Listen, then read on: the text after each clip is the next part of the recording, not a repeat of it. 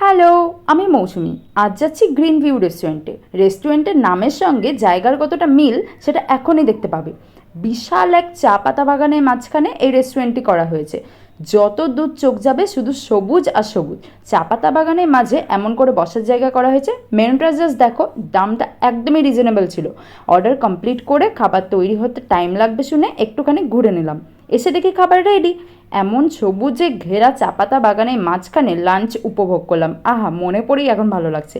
আমরা অর্ডার করেছিলাম ভেজ পোলাও, পনির ভর্তা, বাটার নান, কুলচা আর এখানে স্পেশাল মাটন।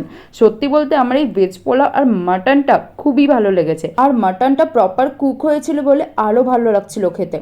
খাওয়া শেষ করে চলে গেলাম চা পাতা বাগানটাকে শেষবারের মতো ঘুরে দেখবো বলে। এত স্নিগ্ধ পরিবেশ যে গরমেও শান্তি লাগছিল। গ্রিন ভিউ রেস্টুরেন্ট জলপাইগুড়ি লিখে সার্চ করলে এই জায়গাটির ম্যাপ তোমরা পেয়ে যাবে। চ্যানেলটা সাবস্ক্রাইব করে দিও।